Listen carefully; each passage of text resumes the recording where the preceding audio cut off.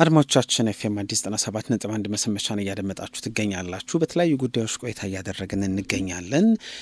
በዚህኛው ሳምንት ላይ ብዙ ትኩረትን ከሳቡ ጉዳዮች መካከል አንዱ የኢትዮጵያን የባህር በር ጥያቄ ተከትሎ በተለያየ መንገድ ኢትዮጵያን ስሜታቸውን፣ ሀሳባቸውን ያጋራሉና በኢትዮጵያ የባህር በር ጥያቄ ዙሪያ በኬንያ የኢትዮጵያ አምባሳደር የሆኑት ጀነራል ባጫ ደበሌ አንድ ዘለግ ያለ ጽሁፍ አስፍረው ነበረ። እንግዲህ የባህር በር በት መንገድ መነሻን አጋጣሚዎቹን በጽሁፋቸው ዘርዘር አድርገው አስፍረዋል። ያንን መነሻ አድርገን ብናገኛቸው ስለ ጽሁፉም የኢትዮጵያን ጥያቄ አስመልክቶ በተለይ በዲፕሎማቲክ ማህበረሰቡ ዘንድ ያለው መረዳትን አስመልክተን ቆይታ እናደርጋለን። ከኬንያ አግኝተናቸዋል። እንደምን አሉ ክቡር አምባሳደር ጀነራል ባጫ? ጤና ይስጥልኝ። እንደምን አላችሁ? ደህና ናችሁ ሆይ? አለን ይመስገን። ክቡር አምባሳደር ጀነራል ባጫ በቅድሚያ በጣም እናመሰግናለን ለሚሰጡን ጊዜ። በዚህ ጣቢያችሁ ስለጋበዛችሁኝ እጅግ በጣም አመሰግናለሁ። መልካም። የኢትዮጵያን የባህር በር ጥያቄን በተመለከተ ከቀናት በፊት ዘለግ ያለ ጽሁፍ ጽፈዋል። በትግረኛ ነው ጽሁፉ የተጻፈው። እንደው የዚህ ጽሁፍ መነሻ ምንድን ነው? ስለ ጽሁፉ ይዘት፣ ስለተጻፈበት መንገድ ከመንገር ቢጀምሩ ደስ ይለኛል ክቡር አምባሳደር። ስለ ባህር በር በእርግጥ ለመጀመሪያ ጊዜ ነው በትግርኛ የጻፍኩት። በትግርኛ የጻፍኩት ደግሞ ትግርኛ ለሚናገሩ ወንድሞቻችን እህቶቻችን እንዲደርስ ነው። ሌላ ተአምር የለውም። የተናገርኩትም ሀቅ ነው፣ ውሸት አይደለም። ይሄ ከኔ በፊት ጠቅላይ ሚኒስትሩ ደጋግሞ ተናግረዋል። በቀደም ደግሞ በፓርላማው ግልጽ በሆነ መንገድ አንድ ሀገር አካሏን አሳልፋ ራስህን ቻል ብላ ስትለቅ የሆነ ሰነድ መኖር አለበት፣ የተፈራረሙበት አለ፣ ህጋዊ የሆኑ ነገሮች። አንደኛ ነገር እሱ ነው።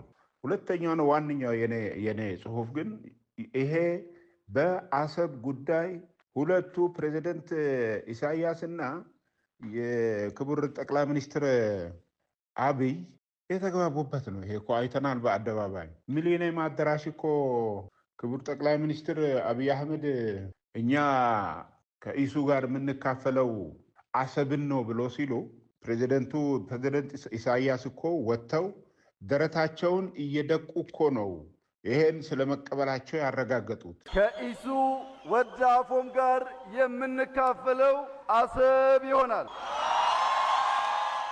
ደረታቸውን እየመቱ ጠቅላይ ሚኒስትሩ ያሉትን ነገር መቀበላቸውን አይናችን አይቶ ጆሮአችን ሰምቶ በአሰብ ላይ ደግሞ ስራ መጀመሩን እያወቅን ዛሬ ስለ አሰብ በምናነሳበት ጊዜ ሉዓላዊነታችንን ተዳፈራችሁ ይሉናል። ስለዚህ የጽሁፉ ዋናው ነገር አንደኛ ተስማምቶ ነው የነበረው። የተነሳው ደግሞ ዛሬ አይደለም። ሐቁን የምንመለከት ከሆነ ደግሞ ምንም አሰብ የወሎ ግዛት እንጂ አፋርን ይዜ ድሮ ወሎ ጠቅላይ ግዛት የሚባለው ግዛት እንጂ በምንም ተአምኖ ወደ ኤርትራ ሄደ አይደለም።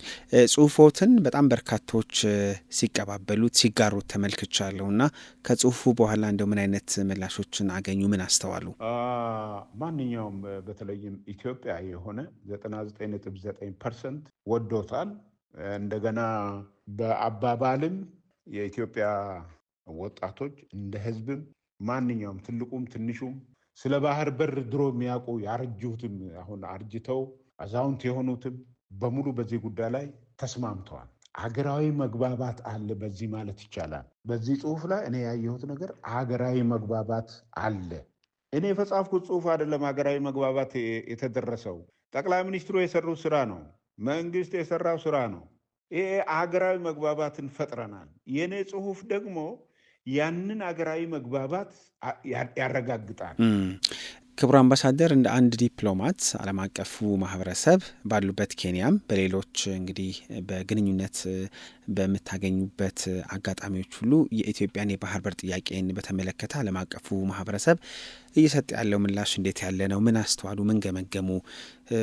በዚህ በኩልም እናንተ እየሰራችሁት ያለውም ስራ አክለው እንደው ትንሽ ስለዚህ ቢነግሩን። አሁን ያለው ይሄ የባህር በር እና ሲ አክሰስ ሊኖረን ይገባል የሚለው ጥያቄ በዓለም ማህበረሰብ ማለት ይቻላል አጀንዳ ሆነዋል። በአብዛኛው ተቀባይነት አግኝተዋል ማለት ይቻላል። በሌላ ደግሞ መነጋገሪያ አጀንዳ ሆነዋል። በኢትዮጵያ በኩልም ይሄ ነገር ወደኋላ የሚመለስ ጉዳይ አይደለም፣ ያበቃለት ጉዳይ ነው። በቃ ይሄ በድርድር በመተባበር በሰጥቶ መቀበል መፈጸም ያለበት ጉዳይ ነው። ይሄ ምንም ወደኋላ የሚያሰኝ ነገር አይደለም። ክቡር አምባሳደር ጀነራል ባጫ የኢትዮጵያን የባህር በር የማግኘት ጥያቄን በተመለከተ እንግዲህ ሀሳቦች ሲሰጡ ያው የባህር በር ጥያቄው ተፈጥሯዊ ነው፣ እያደገ የመጣ ህዝብ አለ፣ ስለዚህ አንዱ ፍላጎት ይሆናል የሚሉ አስተያየቶችን በተለያዩ አጋጣሚዎች እንሰማለን እና ከዚህ አንጻር እንደው ይዞት የሚመጣው እድል በጎረቤት ሀገራት ወይም በቀጠናው እንዴት ያለ ነው? ኢትዮጵያ ይህን ጥያቄ ስታነሳ እንግዲህ ይዞት ከሚመጣው እድልም ከመነጨ በጋራ ከመልማትም እንደሆነ ይነገራልና ያን እንዴት ይገልጹታል? እኛ የባህር በር የማግኘት አክሰስ ቱ ሲ የማግኘት ጉዳይ ለኤርትራም በጣም ጥሩ ነው። ለሆርን ኦፍ አፍሪካ በጣም እጅግ በጣም ሰላምን ይፈጥራል። ኢማጂን ለአውሮፓም ሰላምን ይፈጥራል። እንዴት ነው ሰላም የሚፈጥረው? ይሄ 130 ሚሊዮን ሰው ይዘን ቁጥራችን ብዙ ነውና ስለዚህ ነው ወደ ባህር በር መግባት አለብን የሚል ብቻ አይደለም። ይሄ ህዝባችን የሚበላው ብራችን የሚገዛበትን ደረጃ ኢኮኖሚያችን ከፍ ማድረግ አለበት። እኛ በምግብ እህል ራሳችንን ካልቻልን ነፃ አገር አንሆንም። ውሸት ነው እሱ። ስለዚህ ምንድን ነው የፉድ ሴኪሪቲ የሚባለው ነገር ሶቨርኒቲ ነው ሚሉት ፈረንጆቹ። ፉድ ሴኪሪቲ ኢዝ ሶቨርኒቲ። ያን ምንድን ነው ሪል ኢንዲፔንደንስን ይፈጥራል፣ ትክክለኛ ነፃነትን ይፈጥራል ማለት ነው። ስለዚህ አጀንዳው ተቀባይነትን አግኝቶ መነጋገሪያ መሆኑ ይሄ ትልቅ ድል ነው። መነጋገሪያ መሆን ብቻ አይደለም። የኢትዮጵያ መንግስት ደግሞ አንዴ ይዟል፣ አይለቅም። የባህር በር ያጣንበት አጋጣሚን በተመለከተ በርከት ያሉ ኢትዮጵያውያን ትውስታቸውን ሲያጋሩ ቁጭት አላቸው። የእርስዎ ስሜትስ እንዴት ያለ ነው? እንዴት ነበር ያ ጊዜ? ምን አሳጥቶናል ይላሉ? እኛ ከድህነት መውጣት ስንችል ከድህነት እንዳንወጣ ከሚያደርጉን ነገሮች አንዱ ምናልባትም 50% በላይ የሚወስደው የባህር በር ማጣት ነው። ስለዚህ በእኔ ከፍተኛ የሆነ የቁጭት ስሜትና ብዙ ነገር አሳጥቶናል። ይሄ ብዙ ነገር በየጊዜው እየተነሳ ሁሉም የሚወያይበት ስለሆነ ከዚህ አኳያ ነው ልገልጽልህ የሚፈልገው።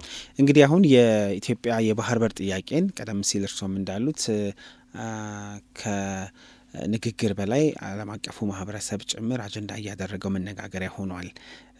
ምን ተስፋ ያደርጋሉ? ኢትዮጵያ የጀመረችው የባህር በር ጥያቄን በተመለከተ ከሚያስተውሉት እየተከናወነ ካለው ተግባር አንጻር ኢትዮጵያ የባህር በርን የማግኘት ጉዳይ በዚህ ባለንበት ወቅት የሰናፍጭ ጥሬ የምታክል የጥርጥር የለኝም እኔ፣ ወይም ደግሞ ትንሽ የጠብታ ያክል ጥርጣሬ የለኝም። ይሄ ኢትዮጵያ የባህር በር እንደምታገኝ ዘመኑ ይሄ የኢትዮጵያ የባህር በር ማግኘት ጥያቄ ዘመኑ የደገፈው ጥያቄ ነው።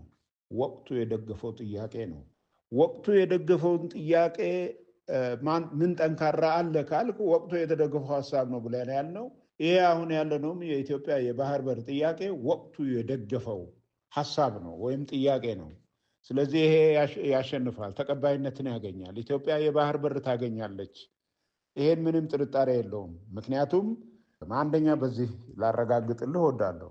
ሁለተኛው ጣሊያን ኢትዮጵያን ሲወር እኮ በ1888 ዓመተ ምህረት እኮ ኢትዮጵያ በጦርና ጋሻ በጉራዴ እና በቆሜ ጠብቀኝ መሳሪያ አይደለም እንዴ የአውሮፓን ዘመናዊ ጦር ያሸነፈው? ይሄ እኮ በነቂስ የኢትዮጵያ ብሔር ብሔረሰቦች በነቂስ ወጥተው ድል ነው ያደረጉት። ያኔ በአንድነቱ በጥንካሬው ይሄን አድርገዋል።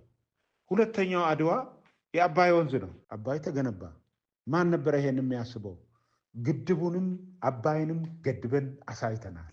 ምክንያቱም ምንድነው ወቅቱ የሚደግፈው ሀሳብ ስለነበረ፣ ወቅቱ ይሄንን ማድረግ እንዳለብን የሚደግፈን ስለነበረ አባይንም ገድበናል። ሶስተኛው ይሄ ነው። ይሄንንም ቅድም በገለጽኩልህ መሰረት ይሄንንም ድል እናደርጋለን። ድል ስናደርግ ይሄን ደግሞ ዘለዓለማዊ ወይም ደግሞ የስትራቴጂክ የሆነ ሰላምን በሚፈጥር መንገድ ነው የምናደርገው። ይሄ በዋነኛነት ሰጥቶ በመቀበል ይሄን ልናገኝ እንደምንችል ባለሙሉ ተስፋ ነን። አሁን ደግሞ ልክ እንደ አድዋ ጦርነት ወቅት በዚህ በባህር በር የማግኘት ጥያቄ ላይ ኢትዮጵያኖች አንድ ናቸው። ኢትዮጵያኖች ብዙ ናቸው፣ ባንዳዎችን ሳይጨምር ኢትዮጵያኖች በጋራ የተስማማንበት ነው። ከዚህ የተነሳ ይሄንንም እናገኛለን፣ የባህር በርም እናገኛለን። በጣም አመሰግናለሁ ክቡር አምባሳደር ጀነራል ባጫ ደበሌ በኬንያ ኢትዮጵያ ባለሙሉ ስልጣን አምባሳደር ለሰጡን ጊዜ እጅግ በጣም እናመሰግናለን። ያው ተከታታይ ውይይቶችን ሀሳቦችን ወደፊትም እናደርጋለን። ለአሁኑ በጣም አመሰግናለሁ። እድሉን ስለሰጣችሁን እጅግ በጣም አመሰግናለሁ። ለአድማጭም እንደዚሁ እጅግ በጣም አመሰግናለሁ። እግዚአብሔር ይስጥልኝ። እሺ፣ መሰንበቻ ይመለሳል። አብራችሁኑ ነው